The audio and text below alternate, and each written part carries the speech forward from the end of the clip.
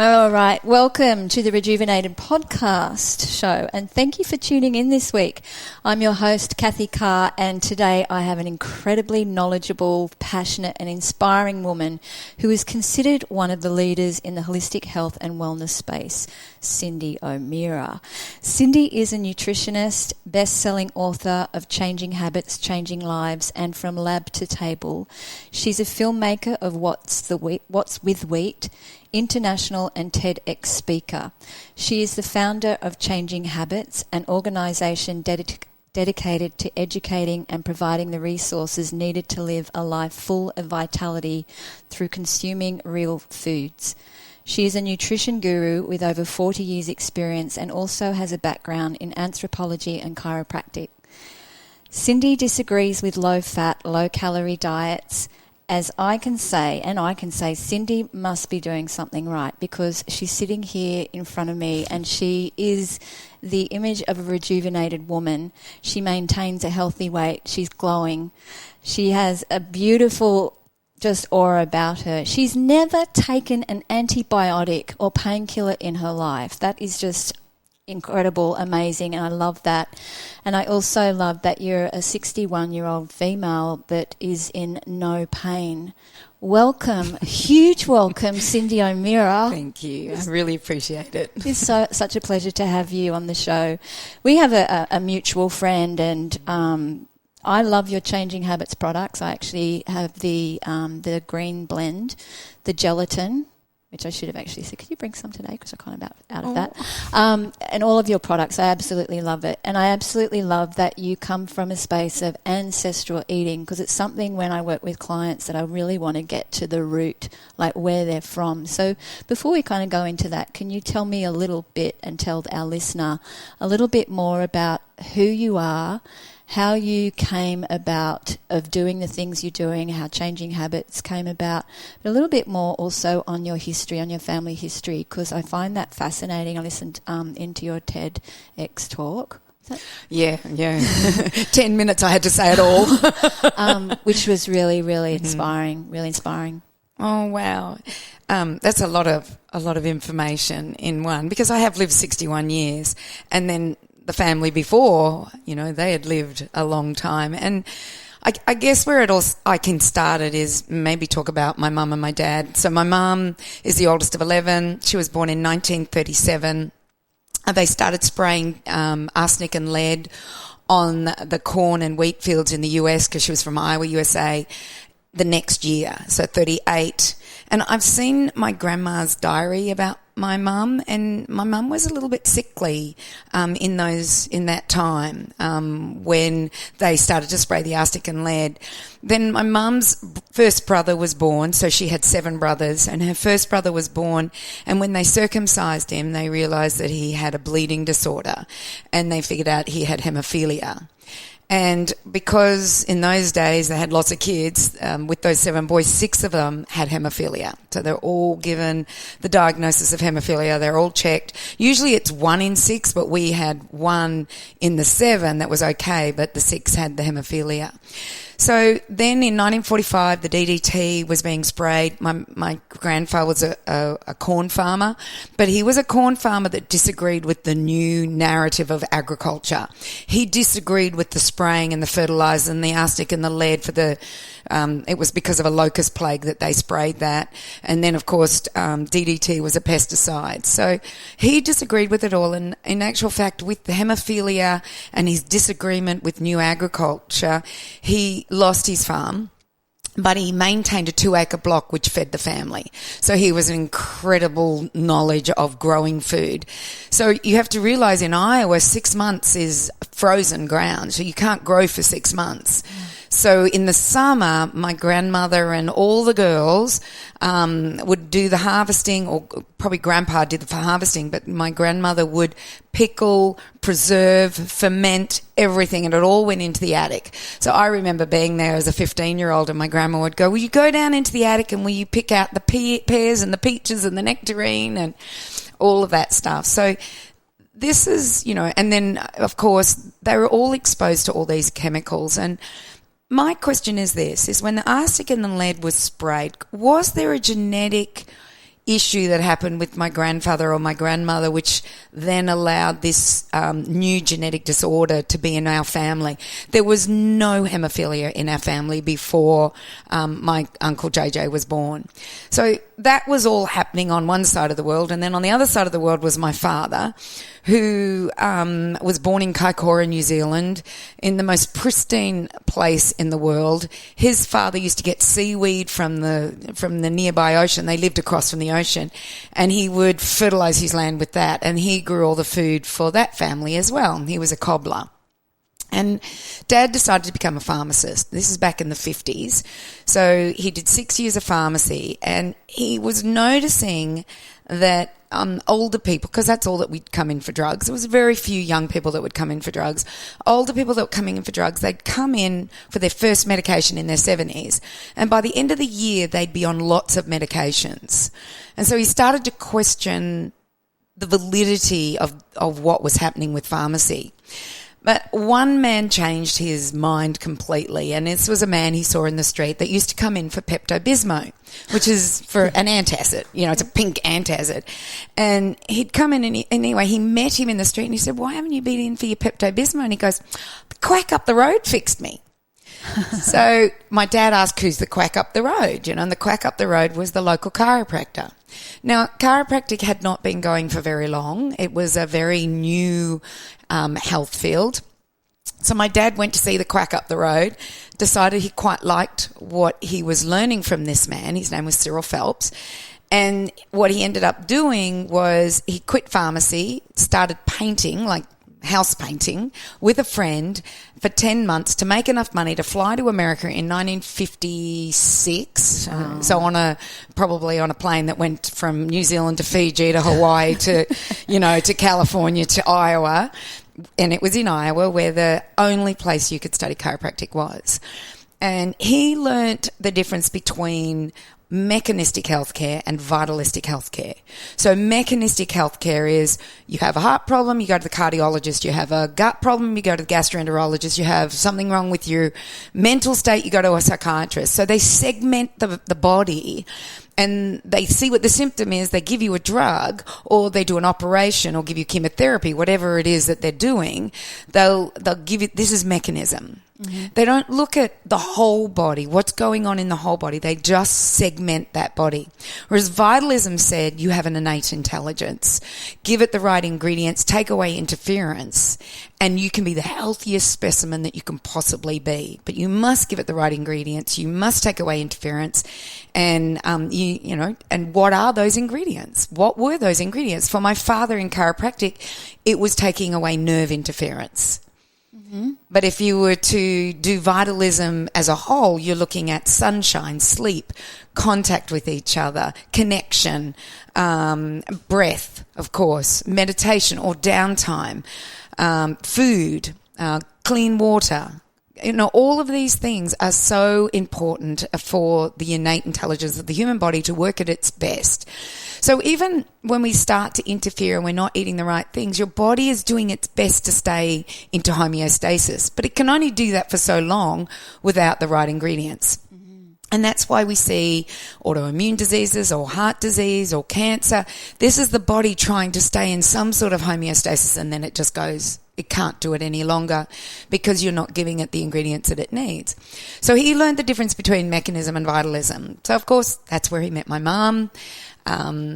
My sister was born in Iowa. And this is my thoughts about my mum and my sister, is that mum was exposed to DDT and arsenic and lead and whatever chemicals they were starting to spray in the chemical revolution, which started in, the 30s. So mum was exposed to all of that. And when she became pregnant, she couldn't eat for the first 3 months because of morning sickness. Oh, and so all of her fat cells, because DDT is unlike glyphosate, which is water soluble, it's fat soluble. So the body protects itself by putting all of the chemicals into the fat cells. So my mum would have released those fat cells to survive a pregnancy without food. Mm. So she would have released those fat cells, released the toxins, and bathed my sister in probably DDT. I don't know if arsenic and lead, who knows? I'm surmising this. So my mum and my sister passed away very young from cancer, both of them. My sister from esophageal cancer and my mum from lung cancer. Mum didn't smoke. So she died from lung cancer. My sister was diagnosed, like my sister was always sick. She was little, like I looked like the older sister. So my sister was very little. She had her tonsils out, her adenoids out. She was on antibiotics because, she was not well. This is when emergency medicine was needed to help her. When that's all Mum and Dad kind of knew at that time because, if you had a sore throat, you had your tonsils out. Totally, I know. And it kind of still happens today, doesn't it? Yeah. That sort of scenario, because I know that you were talking also like with the sprays, because the sprays are still being sprayed today and a number of chemicals. Because I remember you approaching the councils up here, and when I saw that, because I was in Sydney, then I did my own diligence and called up the councils there. And I know in an area in Sydney where I was living, I had a client and that particular area, I don't want to say it because I don't want to freak anyone out, but it is the highest rates of thyroid cancer because of the DDT poisoning back in the 60s and 70s in that area in Sydney. Mm-hmm. So it's still having an effect today because these children are still getting everything out, aren't they? And because it's fat soluble, it will stay in the human body and be passed on to the next human body. And remember that when Mum was born, she was born with all of her eggs.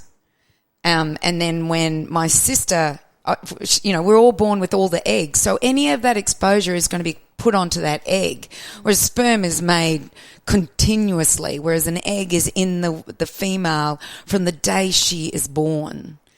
So I always think, when I was pregnant with my Casey, and Casey's had a baby Sage, I had Casey in me, and I had Sage's egg in me as well. That, I love that. Yeah. I just love that. It's just so and it's the same, with anything that passes on like that. You don't know what exposures there were. I actually believe that Mum cleaned out on my sister, and I was born 16 months later, and so I thank my sister for taking that, whatever that was, away from Mum, and she being bathed in that, for me to be able to live the best life I could possibly live. Because Lisa could never live the best life that she could live. At 23, she was diagnosed with CREST, which is an acronym for 5 autoimmune disease: calcinosis, Raynaud's phenomena, esophagitis, scleroderma, and telangiectasia. So it was the esophagitis that eventually killed her, because that then caused Barrett's disease, which then caused the tumour. But she had assumed that it was just the esophagitis, which was why she was struggling to consume foods. She would spend weekends just eating because it was hard to get the food down, and she just assumed it was the inflammation of the esophagus. But when she couldn't put water down, she was rushed to hospital, and they found an 8-centimetre tumour. Now, their thing was, let's take the tumour and the esophagus out. We'll leave you a little bit. And so I did a whole bunch of study on it, and I just said to her, look, you have a chance to live to 5 years, but you could die at 14 weeks. It's an array. It depends on many things. So the narrative was, take the tumour out, give chemotherapy, and that was your chances, 14 days to maybe 5 years at the most. And she just said to me, you know what, no extraordinary means. I want to go home. They put a peg in her tummy, and she fed herself through the peg, and she fed herself only nutritious foods. Like, it was incredible. And you know what? For the year after the diagnosis, she died a year and a month after her diagnosis. But for that year, she went skiing. She still adjusted as a chiropractor. She lived her life to the fullest. She lived alone. She didn't depend on anybody to look after her. And I remember her on the Friday, she says to me, I feel amazing. I reckon I've licked this. Wow. That's how she felt. I feel like I've licked it. And then on the Saturday, we went to a play in Caloundra. It was called The Secret Garden. And we went to this play, and she fell asleep. And I went, why are you falling asleep? She goes, I don't know. All of a sudden, I just feel like I've been expended. And then the Sunday, she started bleeding, and Monday, she died. Wow. So Friday, that was that last kick that they always talk about. I was going to say, cancer patients. Yeah. Well, I think with anyone reaching towards death, they do have that kind of the kind of a new Euphoria. lease. Yeah. It's like a second wind. I'm really sorry to hear that. And when your mother had her, that's the kind of the biggest detoxification process of a woman, that we can have a baby, right? Yeah. Or we pass, unfortunately, our toxins onto her. So, but it shouldn't be that way. And let's just talk about this for a minute. Yes. So if we look ancestrally, so in the summer we would eat lots of food because there was lots of food around. We would eat fats, we would eat sugars. That combination together and a more calorie would increase the amount of fat that you are going to store. And you would store around the 5+ kilos in that summertime if it was a good summer. So there'd be that 5 kilos. That would then signal the production of leptin. Leptin is only made by fat cells. That leptin would go to the brain. It would say to the brain, hey, we got a bit of storage here. We could have a baby, So that would start that cycle in the summer of you becoming pregnant. And then winter comes, so you've had the summer, you've gotten into the fall, or spring or autumn. You're now in winter, and you're at about your second trimester. That's when that 5 kilos of fat that you had stored would be used to not only help you survive, but the baby survive until the spring came. And then the food would come again, you'd have the baby, the summer would be there, and then that whole cycle would continue again. So you'd gain weight in the summer, lose it in the winter, gain weight in the summer, lose it in the winter because of food. But these days, women, men, we can eat whatever we want 24 hours a day, 7 days a week, 365 days of the year. We can eat whatever we want. So we do not have that beautiful ebb and flow of a cleanse. Because that's the way I see it, is that a volcano could have spilled. You could have had some heavy metals in the water and drinking that. But the body did this beautiful ebb and flow. So in the summer, when you're gaining that weight again, most of it would be clean weight. It wouldn't be 20-year-old weight that you have on you with all these DDTs and everything else in there.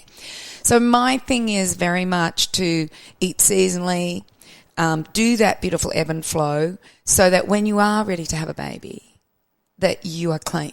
But my mum wouldn't have known this. Nobody knew this stuff. No, Nobody knew it. My mum didn't either. She died of Alzheimer's, and I think just, again, with all the toxins, the heavy metals, the aluminium, and all the medications for psychosis, because you talk about psychosis a little bit as well, don't you? Like with the lack of nutrition.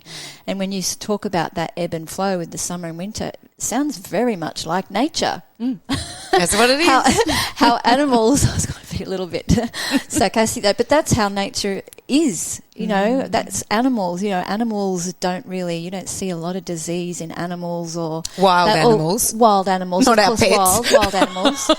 Well, yeah, and again, it depends bad. on what they're eating or what they're feeding. So when you say about the foods for summer and going in that ebb and flow, how would you guide a woman? Because our audience is really between 40 and 60, and there are a lot of women having all of these symptoms, many, many symptoms. I'd be curious to find out what that ebb and flow looks like with foods. And I'm sure you haven't had any kind of menopause experience or symptoms that's doom and gloom, because I feel my job at the moment is to change the narrative around that. Yeah. So can you talk about that ebb and flow and also, the menopausal symptoms? Yeah. Well, let me take you back to when I went through menopause. Yeah, please. So I was probably getting into it around the 50s. I don't even remember. It just kind of happened, and I don't really remember too much about it. But what did happen between the ages of 50 and 52 is I noticed aches and pains starting. So I would have really bad right hip pain. As if I was sitting down like this for a while, I would get up and it'd be really painful. And I thought, a girlfriend of mine had a hip replacement at 60. Maybe that's where I'm heading. So I'd have these thoughts. I had this low back pain for about 18 months. And my husband's a chiropractor, and it didn't matter what my structure was like. I still had this ache, and it wasn't like really painful, but it was just an ache. So if I'm walking, and I would walk a lot, so if I was walking for more than 2 or 3 kilometres or standing for a long period of time, I'd have to crouch down and put my hands around my knees just to stretch it out. And tightness in my throat, I couldn't grow my hair, I was gaining weight. What else was I going through? They were the main things. And my skin was not as I would have. It was like in the winter in Queensland, there's no humidity and everything would be cracking up. You know, I just hated it. I'd have to be putting moisturisers on and I'd be itchy. I hated to get into a pool because if I'd get out, it'd be really itchy. So these were the things that were happening to me. I was like drying up. That's what I was obviously doing. And then I decided to do the winter of the hunter-gatherer, basically. I thought, you haven't really done that for a while. You know, you juice fasts and you watch what you eat and you do everything, but let's really get into the winter of the hunter-gatherer. So I cut everything out but small amounts of lean meats because they wouldn't have had much fat on them, and anything that was a green winter vegetable I would eat. Anything that was in the winter foods, but not anything that was deep-rooted. It had to be, you know, very shallow. I ate winter fruits and I cut my calories right down. So I had to force the body to use the fat cells in order to get rid of that weight that I was gaining and hopefully figure out what food was causing all my issues, because I figured it was a food. So the first week I started it, the first 3 days I slept the whole 3 days. Like my girls would find me asleep on the desk like this. Is that because of the reduction in calories or fat? I don't know what was happening. I have no idea, but it was hilarious. Or I just go like this. I just fall asleep. I fell asleep in a yoga pose. I was with 2 friends and the instructor was saying, and when you're ready. How many times? And when you're ready. And I'm in this yoga pose and finally my girlfriend goes, Cyndi, wake up. So that was the first 3 days. I think my body was healing. I don't know what it was doing. By day 7, I'm walking with my girlfriend that I always walk with. And she goes, why are you not stretching out every couple of K? And I went, oh, my back pain's gone. Wow. And then I realised I'd been sitting for some time, at my desk, and I didn't get up in pain. That had gone. My tight throat had gone. I'd lost 4.5 kilos in 1 week, 7 days. Now that you cannot lose that in fat weight, by the way. The thing is that the body will only take away from you the fat that it requires in order to survive, which for a female who's eating 500 calories will be about 2,000 calories, which is around 200 grams. So I should only be able to lose 200 grams of fat, but it takes the body a good 2 to 3 to 4 days to convert from the reserve of fat that you've eaten before and the sugars you've eaten to then start to eat the fat that you've laid down. Mm-hmm. So you have a little, and I think that might have been happening. The body was like going, you're not giving me enough food here. I'm going to slow you right down. But then when it kicks in, so that first 4.5 kilos would have been water weight. And then what happened is that I would have started to lose the fat weight. And what was incredible was I had clarity of mind about day 10 that I hadn't had in a long time. I felt like I know this is going to sound weird, but I remember ringing one of my friends. I was in the country and I was down in Victoria in the mountains, which I love. It's just my favourite place. And I rang her up and I just went, I feel like I can see clearly. There's this clarity I've never seen before. I feel like I'm one with the universe. I know this sounds... And she says, are you doing drugs? And I went, no. So it was mind-blowing. That's all I can say. It was mind-blowing. So I continued that for 3 weeks, lost 9 kilos. So I lost the weight that I'd gained over that 2-year period in 3 weeks. And then I started to introduce those foods back into the diet, or what I would normally eat. And I got to about 3 weeks after that finish of the 3 weeks, I was doing amazing, just introducing all the good quality foods back in. And then I was at Woodford, and I had taken my breakfast and my lunch, but I had not had. I thought I'd be home in that time, but Woodford was so good I didn't want to go home. The music was great, the speakers were great. I didn't want to go home, so I thought, right, I'll eat at Gopal's. So the vegetarian type one, which had a lot of grain and breads and things like that. And so I thought, I'll just eat there and I'll just have that because I don't trust the meat anywhere else. So I did that. The next day, I woke up with a sore back, sore hip, foggy brain, and a kilo of weight. So remember, you can't even put that weight on. That's water weight. That is inflammation. And I went, oh, what did I eat? And I figured out it was wheat, grain basically, but wheat. And I did a 2-year research on it, then did the documentary What's with Wheat, which you mentioned. But I want to take it a little bit further. So I had gotten rid of every symptom I'd ever had. But the one symptom that I had at the beginning of every period was a migraine. It would come on. I knew my period was coming because it would come on. I never drank coffee. I never drank coffee. And I was told it's vasoconstriction, this migraine, and you need a vasodilator. And I knew caffeine was a vasodilator. Mm-hmm. So I would just drink coffee. One day of a month, I would have that cup of coffee, and it was enough to dilate the blood vessels, so I didn't need to. I guess that was my drug, really. If I didn't nip it in the bud in time, that migraine would fully express itself and I would be in bed. I couldn't handle light. I couldn't handle sound. It was horrible. It was just horrible. So I would, I'd feel it coming on and I'd go find coffee somewhere.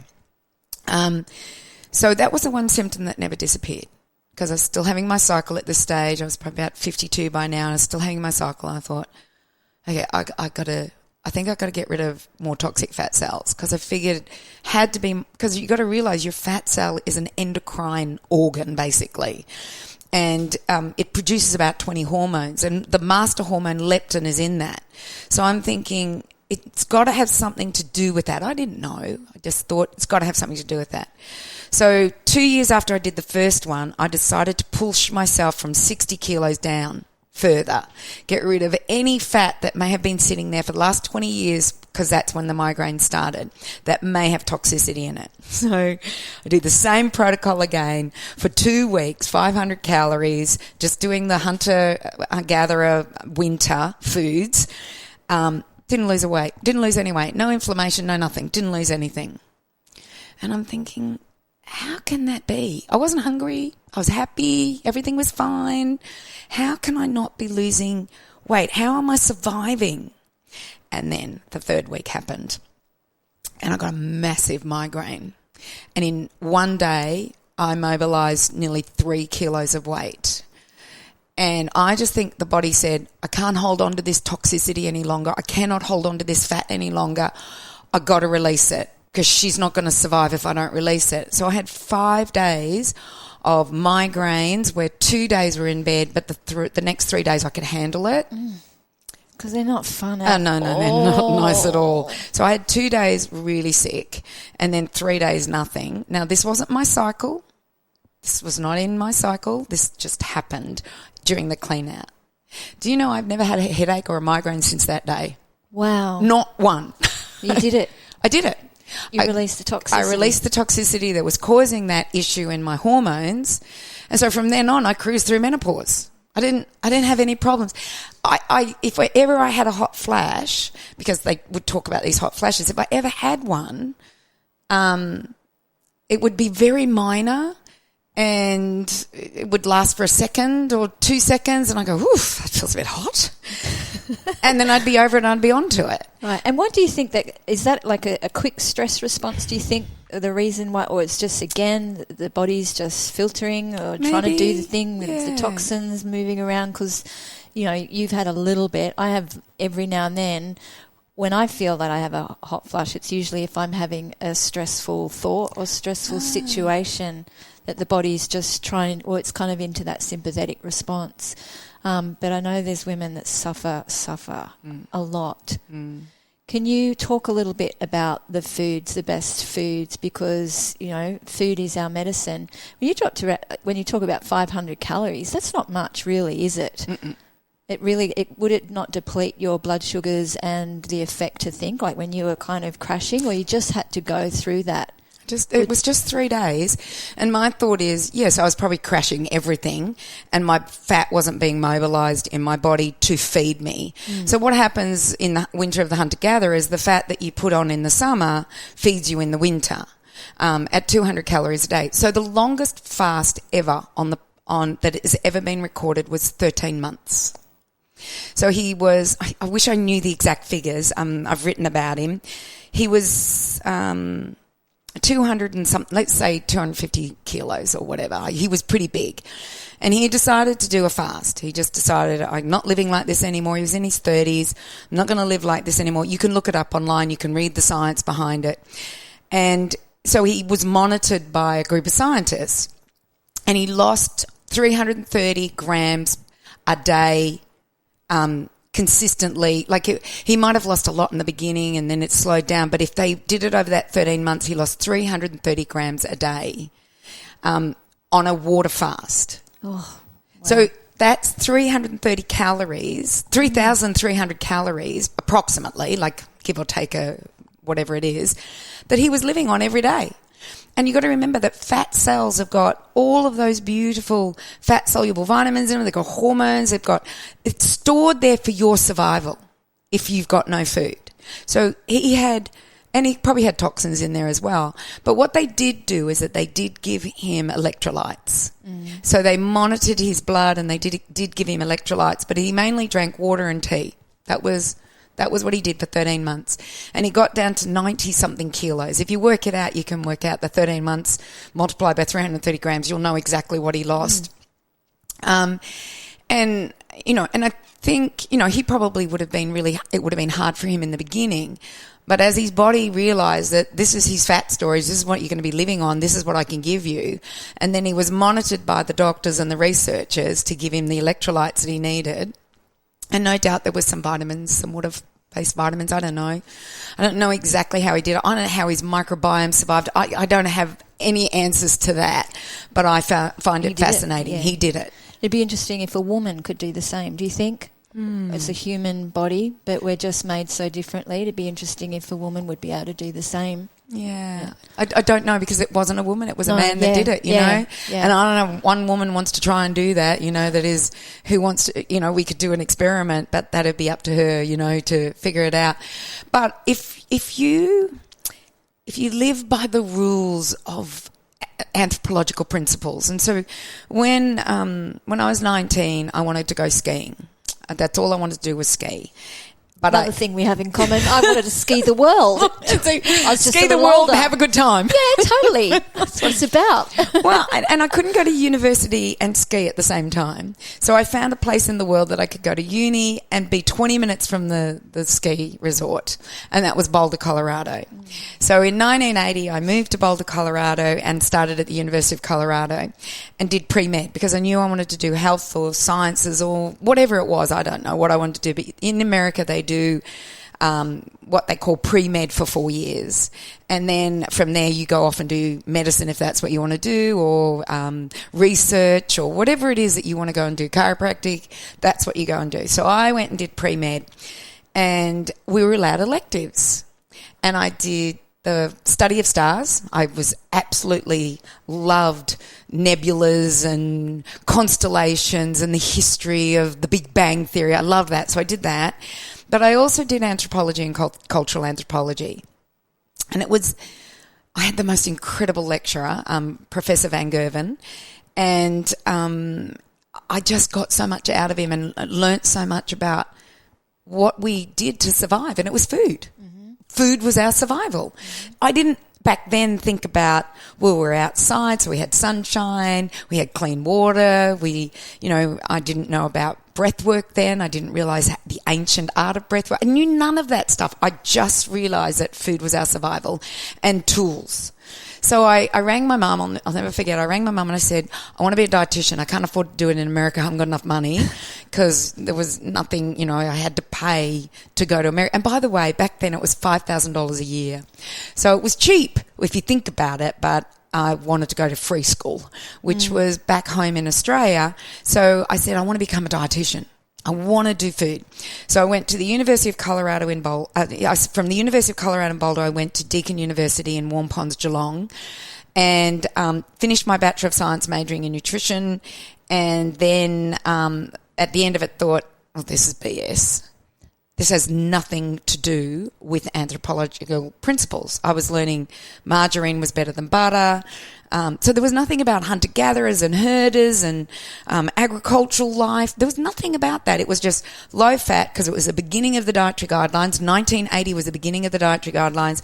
Low fat, all these ultra-processed foods were coming in. The body, you can't get it from food. You've got to supplement. Breakfast cereals, modified milks, pasteurization, homogenization, So I'm thinking, I can't teach this. So I finished my Bachelor of Science majoring in nutrition, did not go and do my Diploma of Dietetics, went back to university to do chiropractic, did 2 years of chiropractic, which was human anatomy, pathology, histology, embryology, parasitology, embryology you can think of. And at the end of that 6-year stint at university, I went, I know exactly what the body needs. It needs what I learnt first year university at the University of Colorado. And so I started, just practicing as a nutritionist in Melbourne and seeing phenomenal results, absolutely phenomenal results, with people who were older than me. I remember this one man came to me in his 70s and I'm 24, 24-year-old trying to tell a 70-year-old what to do. He's a farmer from Shepparton. His name is Mr. Rutherford, and he sits like this the whole time. Arms crossed, legs crossed, looking down at me while I tell him the principles of natural eating. And he leaves, doesn't say a word, just leaves. About a week later, he calls me. And he says, Miss Lovett, because that was my maiden name, Miss Lovett, I need to come and see you again. I went, oh, all right, Mr. Rutherford. I'm thinking, he's going to tell me off, And he comes and he sits down. He says, I have a story to tell you. He said, I'm a pear farmer. I have the best pear farm. I have the best pears in the district of Shepparton. He said, 5 years ago, all this chemical farming, it was doing the worst thing to my pears. They tasted bad. I'd lose crops. I was spending money on chemicals. I was doing all of this, And he said, 5 years ago, I decided to go back to my old ways, back to old farming. So this is a man in his 70s. He's now 75, 5 years he's been doing this. And he said, what a fool I've been. I should have done it to myself too. Yeah. So he followed everything I said. He came in with a numb leg. His daughter had sent him to me because she'd been to me, and all of that got fixed. All of it. I don't know what fixed that numb leg. I have no idea. I just gave him the ingredients that he needed in order to be the best he could be. So I don't know why I started down that track. You asked me a question, and then I went into anthropology. So everything for me goes back to, well, what would it have been like? And vitalism. So in the Nutrition Academy, which is my education arm of changing habits, where I have a 12-month course, that's the first two things they learn. They learn anthropological principles and the principles of vitalism. That's their first two modules, and they're all assessed. It's all assessment-based. So it teaches them a new way of thinking. So I had a question from one of my students, and this will give your audience an understanding of why I always go back to those principles, and it's about liposomal supplements. She said, I keep seeing nutritionists and naturopaths doing liposomal supplements, and I thought it was just a gimmick. I didn't really look into them. So I said, all right, well, I'll have a look into them. And so I go to patents. It's the first thing I do is I go to patents. I want to see how they're making the liposomal, it's like a ball. I don't know if anybody knows what liposomal means, but it's a ball, and there's a phospholipid, a fat ball, and in the middle it's empty. And so they can put vitamin C, they can put medications, they can put gene therapy, they can put vaccines into it. They can put anything they want into this ball, and it will be delivered to the body. And I thought, well, let's see how it's made. So in 1960, and then I look at the history. Remember, I always go to the history of how did it start. So it started in 1965. It was a simple phospholipid. They'd put medication into it, and it would be delivered to away from the stomach and into the cells. That's what the idea was. But of course, technology has changed it. It now has a PEG in it, a propylene glycol in it, with ethylene oxide in it. It's disgusting what they've done to it. Wow. Absolutely disgusting. So at the end, I wrote an article on it because I was just blown away by it, and I'm only just doing it briefly now. But what I say at the end of the article, I have too many questions around this. We have created this technology and the body is figuring out how to break it down every time. So it's called pegylated liposomes, which has got the PEG in it. Do you know the human body is now, because there's so many PEGs in our life, the human body is now figuring out how to break it down with an immunological response. So it's called an anti-PEG antibody, as well as immunoglobulins will attack this, open up that liposome and deliver the drug, the toxin, the gene therapy into the body in the wrong place. Or the vitamin or the nutrient. I know you can't put them on the same, but I struggle with this technology. If it's an emergency, by all means, I think liposomal is good. If you have chronic disease, then liposomal therapy is fine, but not on a daily basis. So these are the things. But I always go back to history. And was that in our foods? Was liposomals in our food? Yes, they were, but not with PEGs and ligands and all the other things they're putting onto this phospholipid layer. So I look at food then and I go, what's the nutrient that they're throwing in there? Should that be in our cell structure? Like they're trying to do it. So always anthropological principles come into everything that I think about, because it gives me this guiding light as to what's right and what's wrong. And vitalism, the philosophy of vitalism, gives that to me too. Because you can look at science and go, wow, that's cool. And the delivery of a vitamin into the cell, that would be cool. But how's it delivered? And what are they using? What's the technology? What's it doing to the body holistically, as opposed to, oh, well, we can deliver that gene, drug, vaccine. And by the way, this new vaccine is liposomal technology. They're using liposomal technology to get the mRNA into the cell. That's how they do it. Okay. With the PEG, with the ligands. It's clever. So we're being deceived on so many different levels, so it's no wonder so many people are confused. Yeah. And thanks to you for doing so much research and study, because there wouldn't be many people that would do that when they look at a food or a symptom or where it comes from.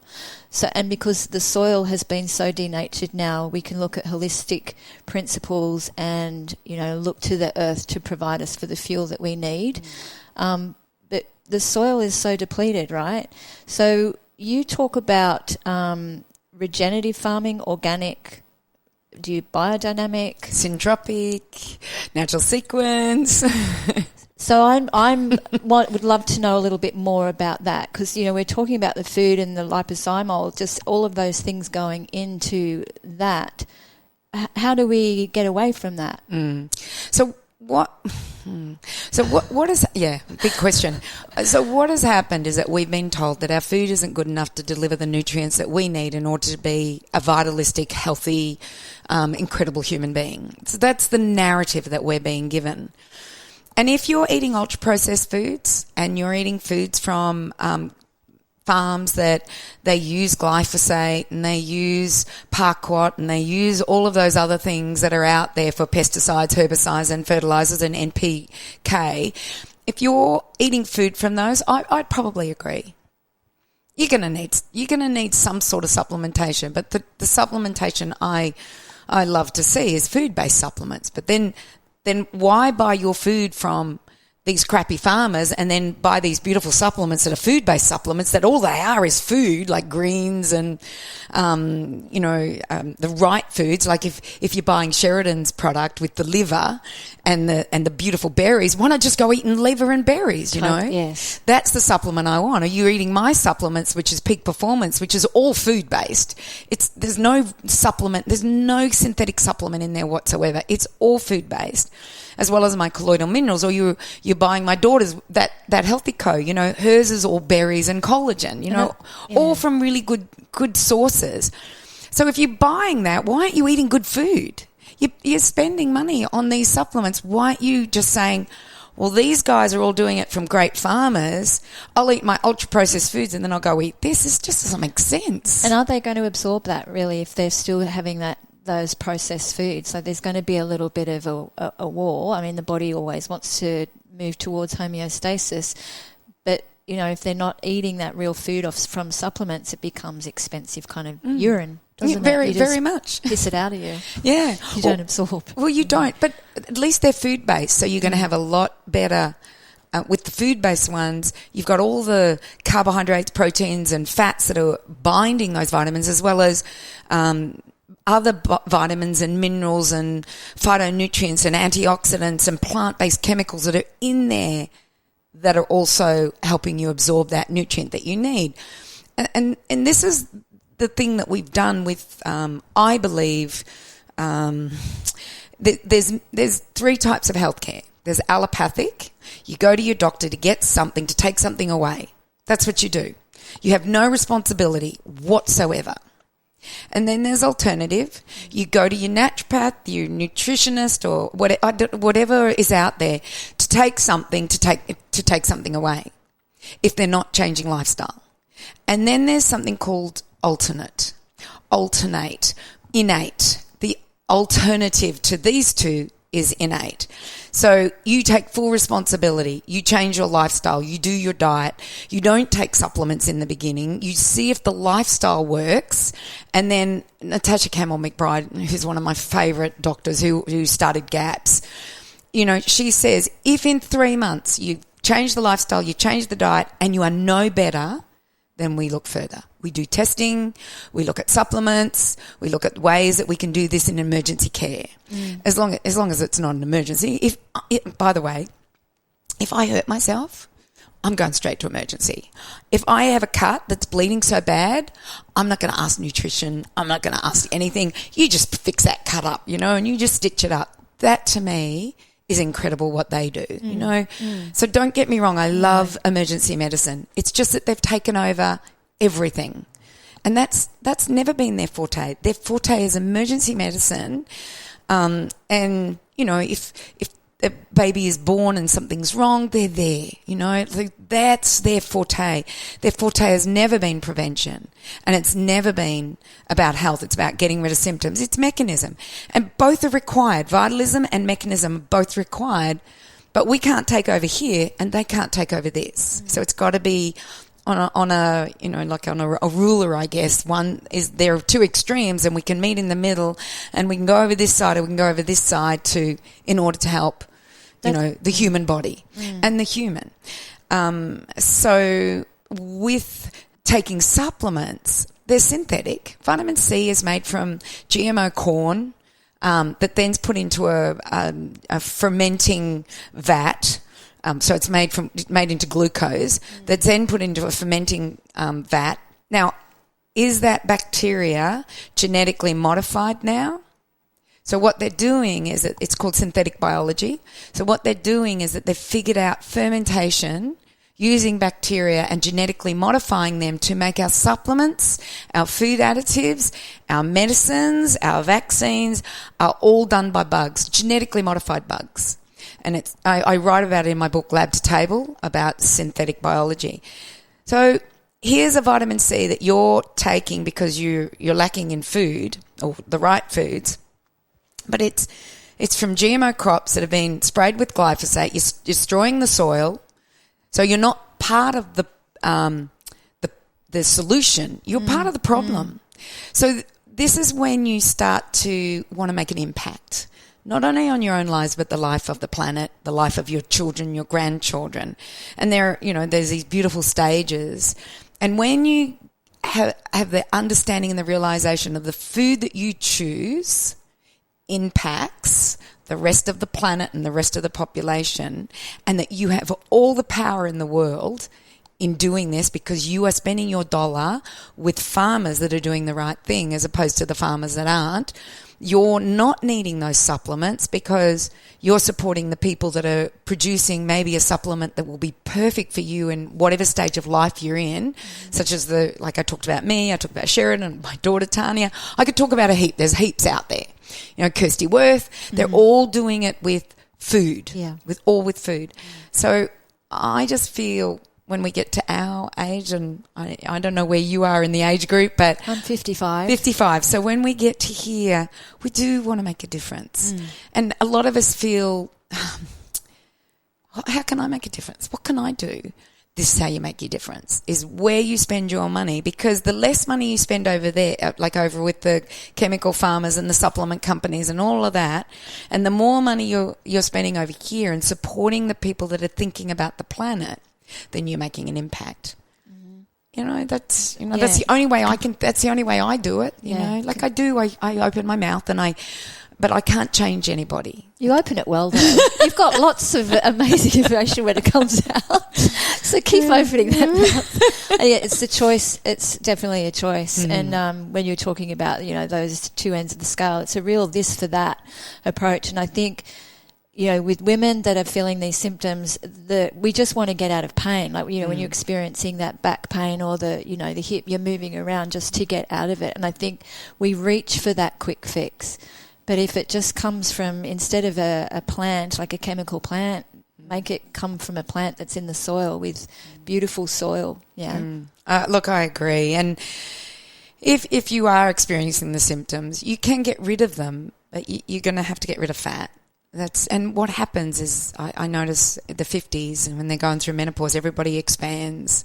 And this is when you have to really think about what you're eating and how, you know, because it is a time when I see if you're eating too many carbs for our age group, we don't need the carbs anymore.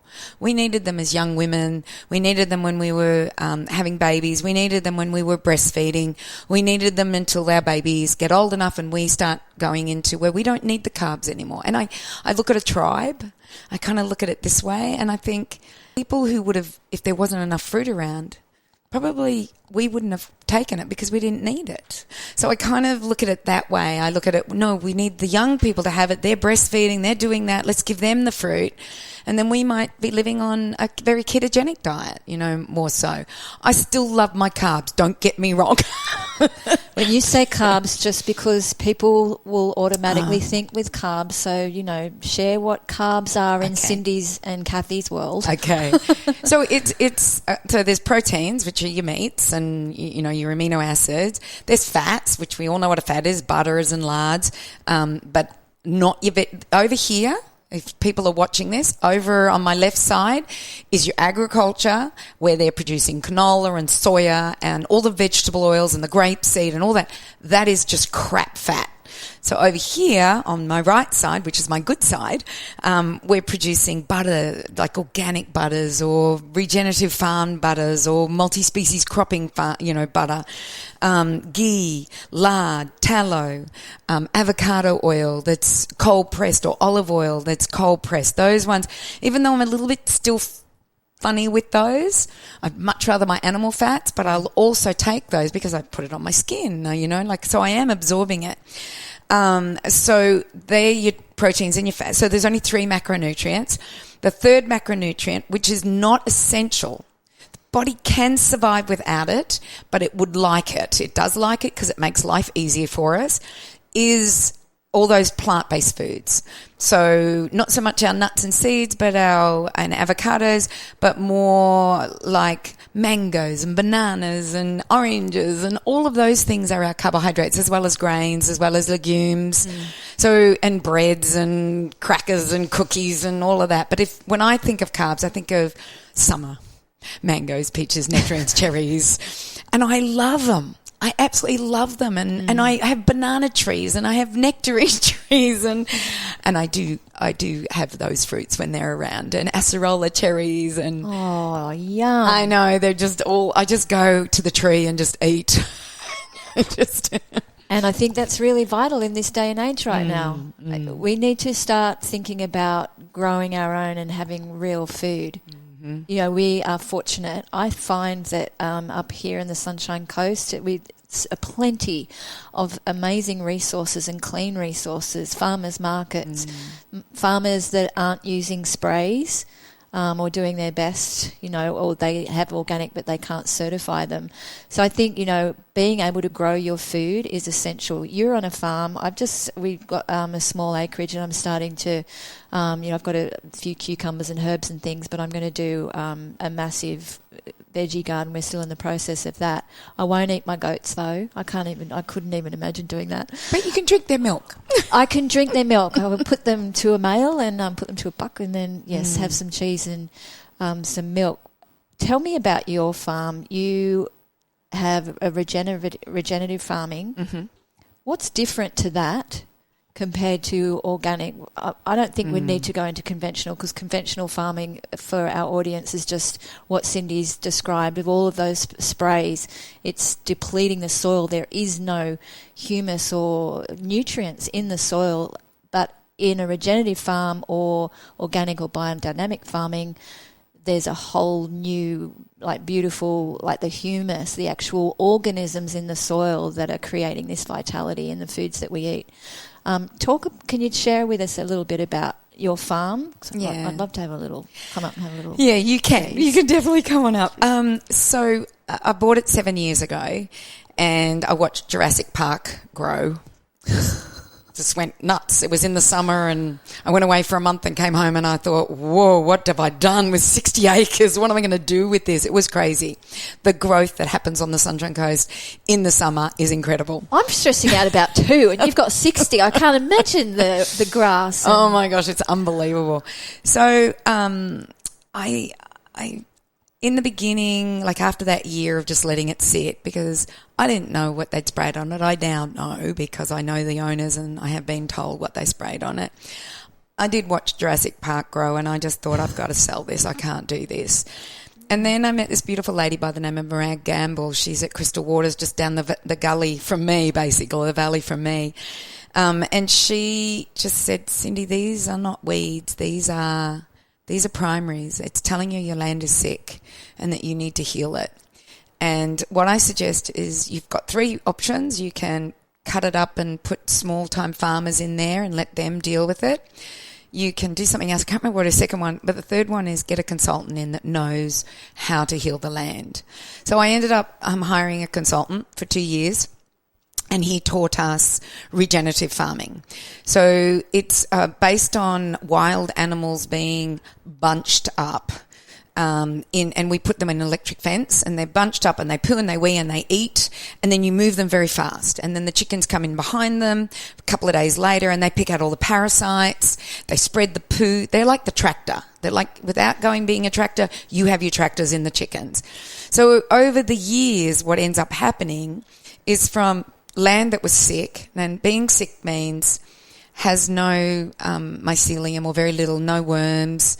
It's lost all its ecology, so all the microbes that are in the soil that hold the soil together to help the grass grow and whatever grows won't hold water. So all your water runs off. It's hard, dry land. So that's where we started. By doing the cattle and the chickens for quite a few years, we were able to increase our organic matter, which increased the ecology of the soil, because we weren't spraying glyphosate or Roundup on it or anything on it. We were able to increase the ecology of the soil. The water holding capacity of our land is incredible. So in the first 2 years, you're like going, geez, I'm spending a lot of money doing this and a lot of time doing this. Just seriously, is it really worth it? Can't we just, I don't know what I was thinking. And one winter we had a really dry winter, and we have a barbed wire fence between our neighbours and us. They have cattle. They don't have chickens, but they have cattle. And I looked down that barbed wire fence. I had green grass this high. It was incredible. It was lush. It was mind-blowing. And they had brown, dry dirt. It was, sorry that I clapped that. Dry, I could hear it in my microphone. They had dry bone dirt. And I took a photo of it, and I went, now I know what I'm doing. Because I'm a nutritionist. I'm not a farmer. I have no idea. And that was the first few years. And then I I learned enough from this beautiful consultant, and I let my son then take over from like looking after the farm. So he loves the cattle, he loves the chickens. We planted fruit trees, and then I met this beautiful man named Rob. Just at a talk, we were sitting next to each other. He knew who I was, but I didn't know that he knew that. He didn't catch on, and he kind of turned to me and I said, "So Rob, what do you do?" You know, and he goes, "Oh, I'm a syntropic farmer." And I went, "What's that?" And this was quite a few years ago, and he told me, and I went, "Would you come up to my land, and I don't mind paying you, but just tell me what I can do with my farm." He hasn't left me. He's just the most amazing syntropic farmer, and he only has to come up 1 or 2 times a week now, just to keep this incredible syntropic farming going. So while my son is the expert on the animals and he wants to learn about the animals, he's the expert on the plants, and my son wants to learn about the plants. And my husband is a maintenance boy. He's just there to help everybody. He really makes the place look good. So what we've done is that we've taken very sick land and in 7 years converted it into something that pulses. You can watch things grow. Like my banana trees, we've just done a complete mulching, and we've cut everything down that's there for us to mulch. So arrowroot, bananas, comfrey, all of that's growing, and then we just cut it all back and we mulch. And you watch, in 6 months it'll be back again. It'll be incredible. It's like you watch it grow. Like I'll be up there one Saturday and I'll go back the next Saturday and I went, it's grown this much. So I have lots of fruit trees, lots of vegetables. We just grew a heap of garlic that's drying in the shed at the moment. I've got a heap of ginger that we've grown, and it's just, I feel like it's taken me 7 years though. It's taken me 7 years of what I call mistakes, what Charlie Arnott says to me, they're not mistakes, Cyndi. You learnt about your land. You know what works and what doesn't work. And I do. I know exactly what works now. So we do a combination. We do regen farming, which is the cell grazing, what I call cell grazing. We do syntropic grows, which is fruit trees, vegetable gardens, garlic, ginger, all grows amongst each other. So we don't have a patch of ginger over there. Well, we do actually at the moment, in amongst the syntropic grows. It's in the syntropic grows. But we just have figured this out. My son wants to do more with natural sequence farming, which is holding more water on your land with swales. We do have some swales, but he's now really learnt how to do it. And the last thing we do is multi-species pastures. So instead of our cows having one species to eat, they have a choice of many species to eat. And they are incredible at knowing when they need comfrey or when they need a certain food. They know. And so we have tick country, we have fly country, we have 3-day illness, we have all of these things that are in where we are because it's so wet. And we are managing the best we can. Sometimes we do have to treat, and it's usually neem with the ticks. And then with the flies, we had one girl go down with the flies and we had to put a tag in her. But this to me is mechanism. This is, we're going to lose her unless we do something. So this is when the drugs come in. Yeah. And when we will use them, and and it's so funny because my husband said we need to become organically certified. And I went, well, I'm not sure we can become organically certified when we treat one cow like that. I'm not sure. I've never gone through it. But I do know this. I know the quality of my foods. I know the quality of everything that's on my ground. I know we've been working on this for 7 years. I know we hold water because and soil. We hold water and soil. So not only have I increased the ecology in my soil, the amount of growth that happens, which is the organic matter, the amount of mulching that happens, the amount of soil that stays on my land. There's no erosion on my land because when there's a big rain event, my water runs clean. There's no mud, there's no dirt, there's nothing in it. And when anywhere you want to dig on my ground, you dig it up, there's worms everywhere. Wow, yeah. My husband is going to love this conversation because I'm thinking, okay, what areas of my property is dry and what's holding more moisture? It's kind of boggy. Oh, Well, you It's can organise it so it will do it itself just by using plants and swales and yep. Yeah, I love that the cows go to what they desire, or they just have that innate knowing, and I think every animal really does, because I think my mentor Paul Check says, a lion would never go to, a berry bush or something, and a giraffe doesn't go and kill, another, an animal. They just don't, and that's kind of an example of what we've come to be eating. We've just come so far away from nature and what is provided, or what can be provided for us on our own land. And if you don't have a huge amount of land, you can have a little bit of a veggie garden anyway. I love that, you don't need a lot of land. Or even vertical, can't you? Yep. Yep. You just got to make sure you've got all your nutrients and your soil right. We do the Incredible Edible Garden in the Nutrition Academy, and it's about getting your soil right. You're a soil farmer. That's all you are. You're not a cattle farmer. You're not a syntropic farmer. You're not this.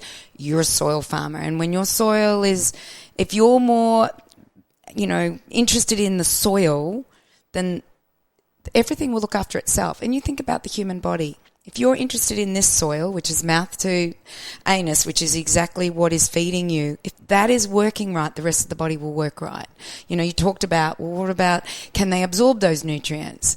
Well, when you get your soil right in your land and in here, and they are, they're helping each other all the time. If your soil's not right here, your soil's not going to be right here.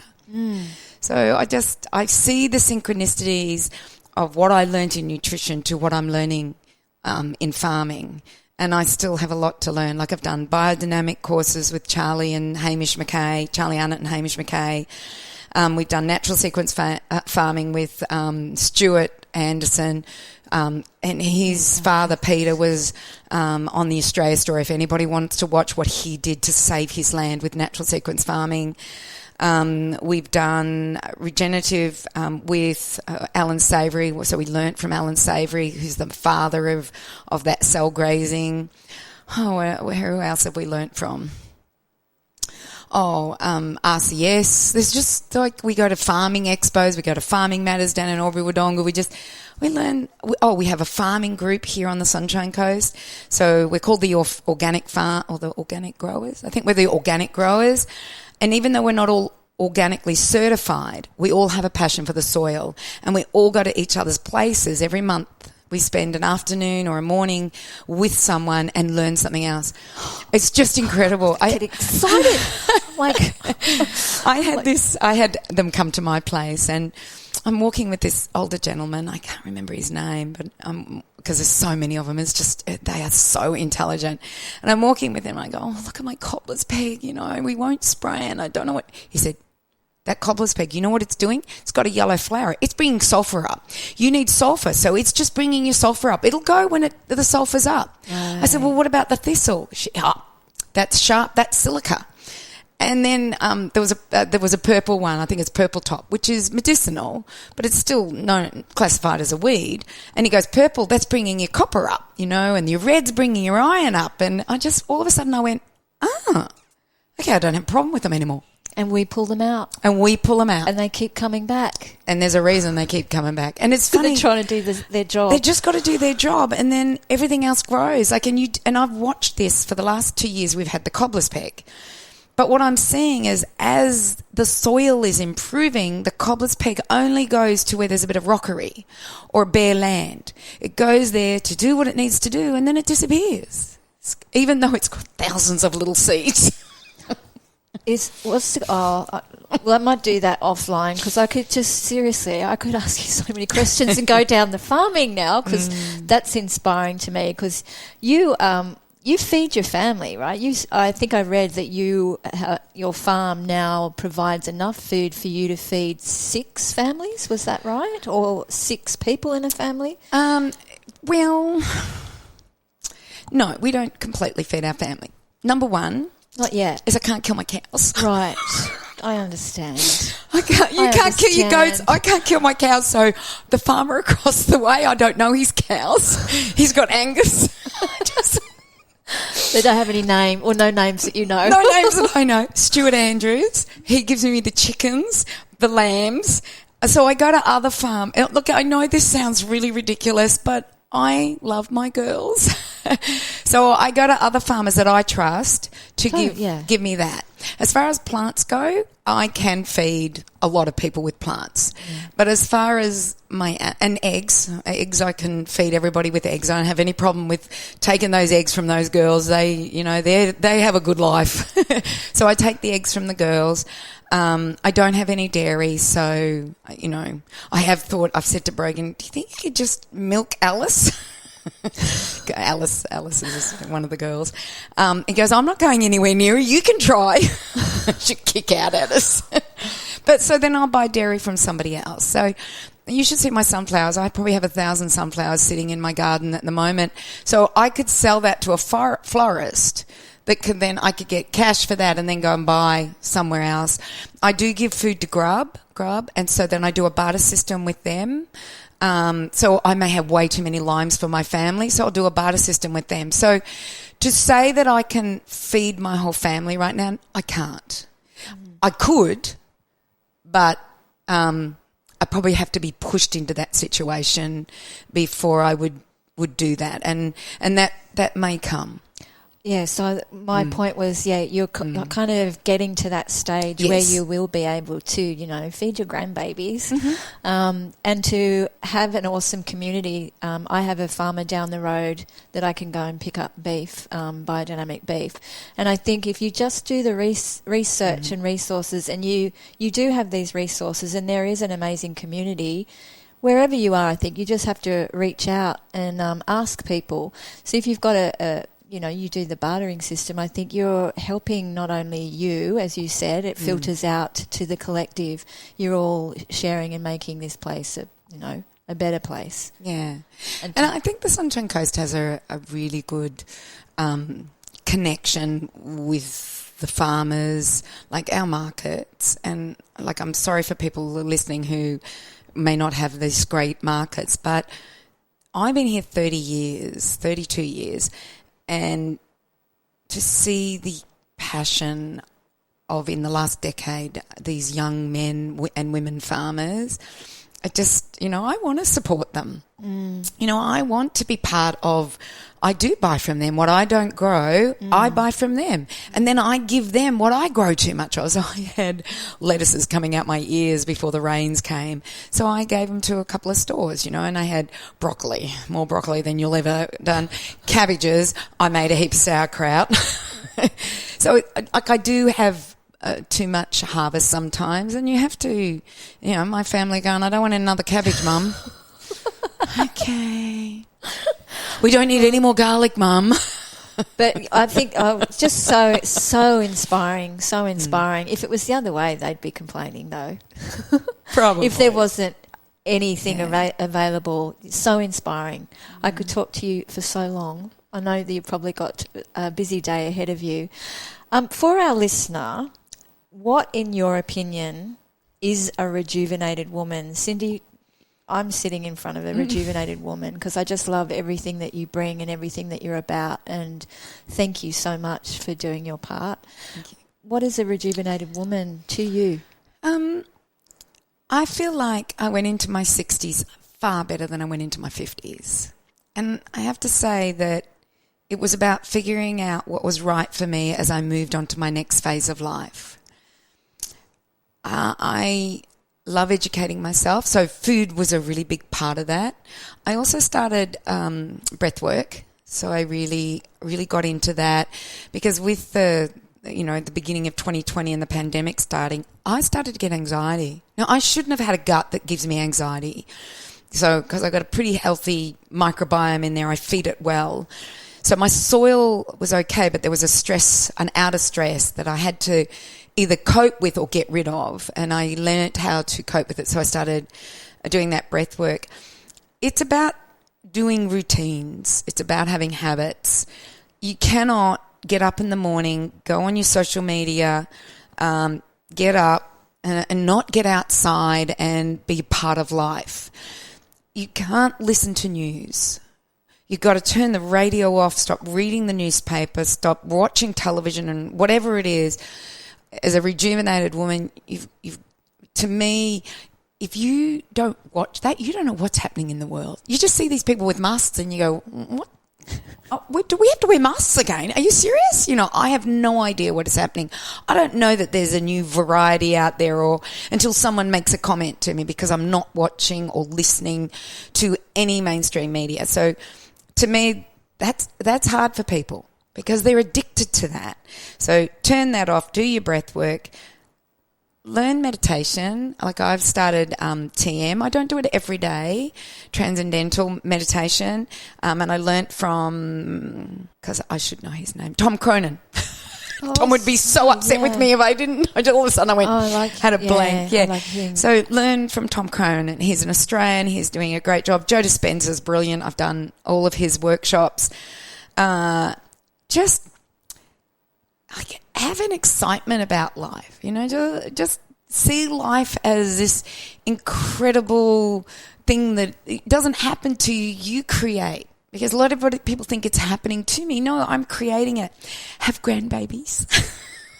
Yes. Oh my gosh, they're just the best. That lights you up. Oh, Look at you light up. I could cry over my grandbabies. I got 2 and I've spent the whole weekend with them, and it's just, I don't know what it is about them. You're going to make me cry now because I can't wait. I'm going to be waiting for a little bit more though, I think. But I just play with them. Yeah. I don't have to feed them. I don't have to do anything. I just sit them here with me. I sing songs to them. We go, I took one of them, the little Sage. She's older than my little Koa, who's just a little boy. He's 16 weeks and Sage is nearly 9 months. So I took her to the beach, much to the disgust of her mother when I got her brought her home. Not burnt. No. Sandy. Oh. In every crevice. I was going to say every orifice, yes. Yes, she was Sandy. Anyway, I sat her down with me and I picked up some pumice and I picked up some cuttlefish and some seaweed and some shells, and I just discussed them with her. That's all I did. And then she wanted to touch it, and then there was sand here, there. You go, darling. She's home. Thanks, Mum. Thanks, Mum. And she comes out of the shower, and I went, did you get it all out? She goes, barely, Mum. And then I wanted to take her yesterday. It was the day before the Saturday, and I wanted to take her yesterday to the beach. She goes, no, Mum, you're not taking her to the beach. That's funny. This is grand. So Liv, meet your life, greet life with excitement, because this time of our lives isn't a time that we need to dread. I'm always talking about being a wise woman. We step into these wise women years, and because we have so much to impart. So I love that. Step into this part of our lives with excitement. Yep, yes. Definitely. But you have to look after yourself. You know, take responsibility. Don't expect your doctor or your naturopath or your nutritionist. You can get the info. You can get the info from this, but you have to figure it out for yourself. What works for you? Is it breath work? Is it meditation? Is it watching the sunrise, watching the sunset? Is it eating good foods? Is it growing foods? Like, there's so many options out there. But just try them. Just try them. Become addicted. You know, just become addicted to what you're doing, the good stuff, you know, and become addicted to those 2 glasses of water that you might drink in the morning that you've started as a habit. To get, you know, I call that break fast. You're breaking that fast that you haven't had anything to eat or drink since maybe 6 o'clock the night before. Get addicted to getting on your bike. This is my addiction, by the way. I'm just giving you my addiction. 2 glasses of water in the morning, and then usually everything wants to empty out, so that's good. So you've cleaned out, you've put in some clean water. Then the next step is I get on my bike, dark. It's always the same time, about 5 o'clock, depending on summer or winter. I have my togs in my bag, I have my breathing gear in my bag, and I meet a bunch of friends. And that's when we do coffee, by the way. We do have coffee in the morning. And then we go do breath work by 5:30. We swim at 6:30. I'm home by 7:30. Get dressed, go to work if that's what I'm doing, go to the farm if that's what I'm doing. And then my day is just filled with fun things, you know, things that I want to do, things that I love doing, writing, researching, farming, whatever it is that I've got to do. Then I get home. My husband and I, we have a whiskey at 5, so we go out onto the deck, and we sit there, and he drinks wine, by the way. I drink whiskey. So we sit there and have our dinner. You know, one of us will have started dinner. We've gone into a little bit of a bad habit of watching a television show at the moment, which is on Netflix. But anyway, I said to him, we've got to stop this. But anyway, we do an hour of that every night. Nice. Yeah, it's kind of nice. We just sit there and it's because we love Jackson Hole and we love Yellowstone. It's Yellowstone what we're watching. I've heard it's good anyway. Yes. Yeah. So we're watching that at the moment.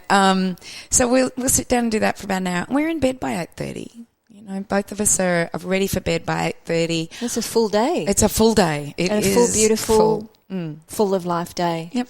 It's living by your design on what you want to live, not how someone has told you should Live. Yeah. Exactly. Yes. Exactly. And I think, you know, we have to do this at our age. Don't be doing something you don't like. No, start saying no to the things that you don't want to do and start saying yes to the things that really, that you want to do and that you haven't given yourself time to do. Yeah, and find that tribe and you know, nurture your family and whatever it is that you need to do. It's like there's millions of things we can do. You've just got to pick the right things and not the things that are going to give you ill health. So you have a choice. Every morning you wake up, you have that choice.